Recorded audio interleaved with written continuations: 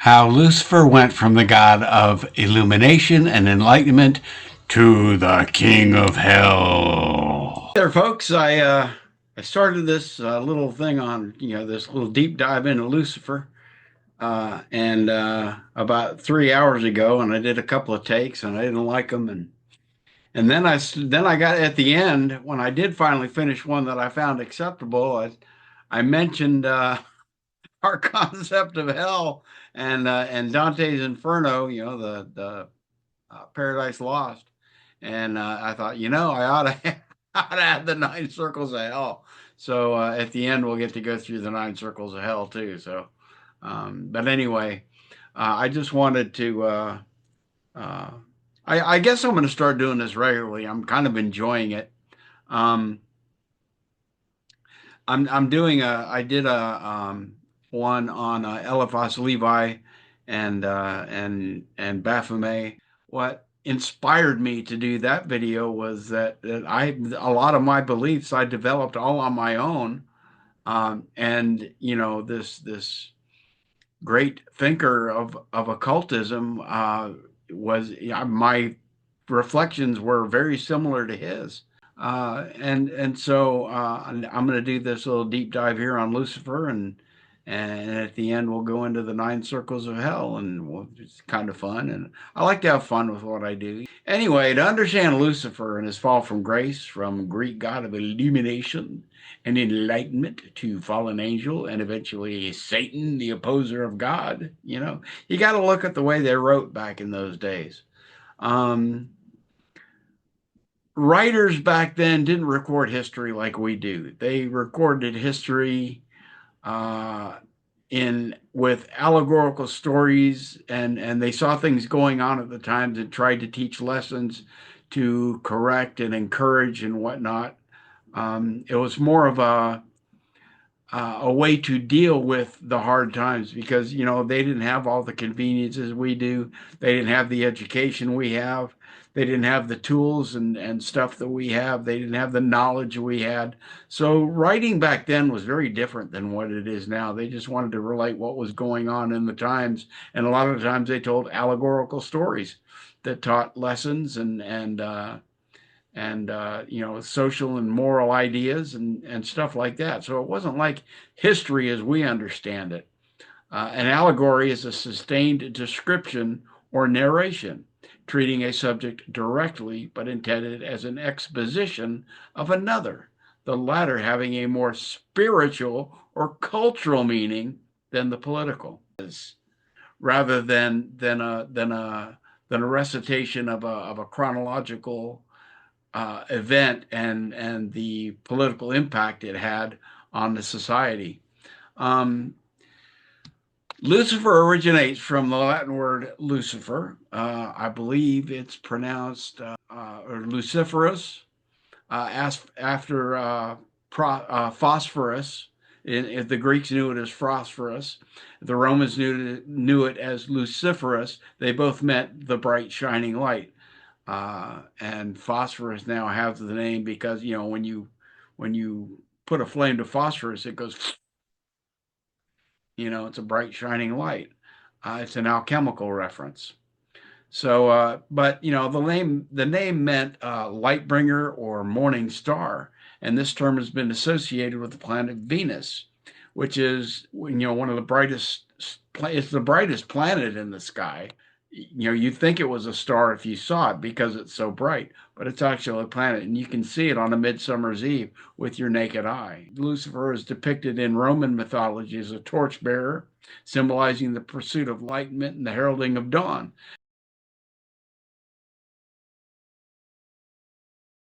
Laid the foundation for Lucifer's complex role in mythological and theological narratives. Eventually, Lucifer transcended his astronomical roots, taking on deeper themes of rebellion, and individuality. Lucifer's fall began in Judaism. There was this king of Tyre in Babylon, and he was the epitome of pride, power, and the eventual downfall that accompanies an unchecked arrogance. So we have Isaiah, the Jews, talking about the king of Tyre in Isaiah, how you have fallen from heaven, O morning star, son of the dawn. By the way, I am wearing, because of this occasion, a medallion I made of Lucifer's sigil.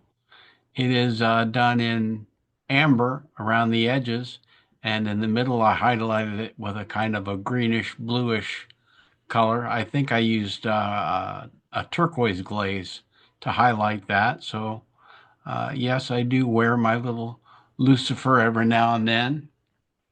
I have my Baphomet, and then of course my gold, which protects me from evil. One of the beliefs about gold, one of the many beliefs about gold. Anyway, so let's continue here. Lucifer's fall began in Judaism, related to the king of Tyre. The king of Tyre was the epitome of pride, power, and eventually downfall that accompanies unchecked arrogance. That was in Ezekiel 28:11 through 19. Satan, as an angel of great beauty and wisdom who rebelled against God out of pride, leading to the introduction of sin, sin being the cause of man's separation from God, man's downfall. Now, at some time, the king of Tyre became an allegory for Satan because of the story in the book of Job. Satan is depicted as an adversary who mocks the piety and righteousness of Job and tells God that the only reason Job is following him is because he's given him all these riches and this great family and blah, blah, blah. And then Satan says, but lay your hand upon him and all that he has, and he will surely curse you to your face. God accepts Satan's wager and allows Satan to rain all manner of misfortune upon Job. His sons and daughters die, and he loses his fortune. He is afflicted with painful boils.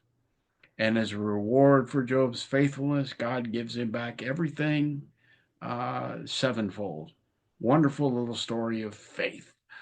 Anyway, but this is where it gets complicated because somehow you have to hook up Lucifer with Satan, and this is how that happened. Jesus is called the morning star. Lucifer is also known as the morning star. So my theory is that Christians had to differentiate between Jesus and Lucifer because they're both known as the morning star. So someone created a story about Lucifer being the most beautiful, intelligent angel who was resentful of God creating man and would not bow down to his new creation.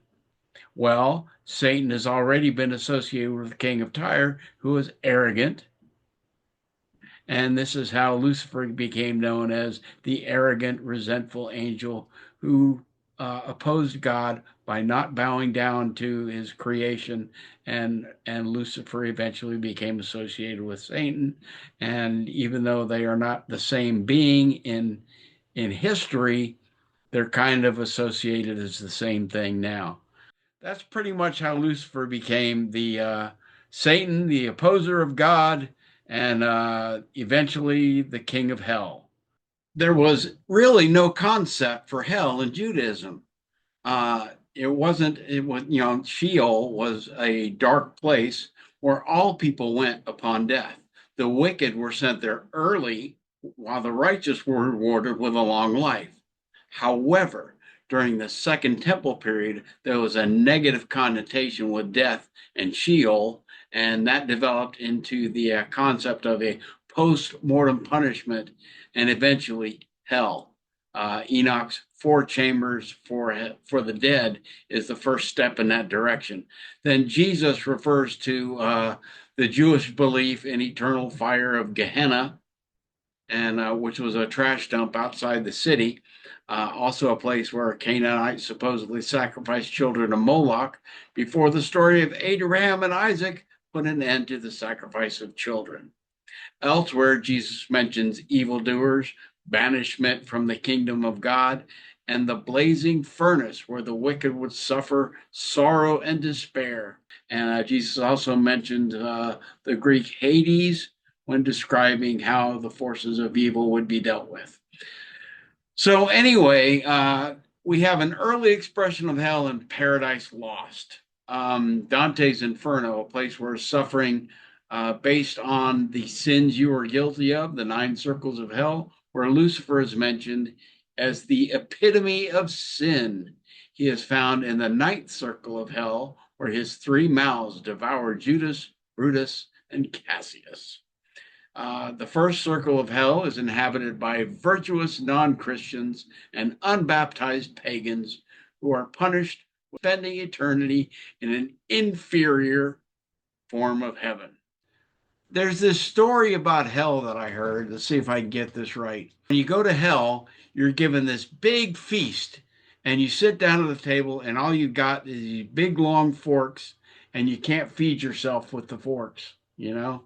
And when you go to heaven, you see people who are sitting down at the banquet table, and then they have these big long forks, and rather than trying to feed themselves, they're feeding the person across from them with the big long fork.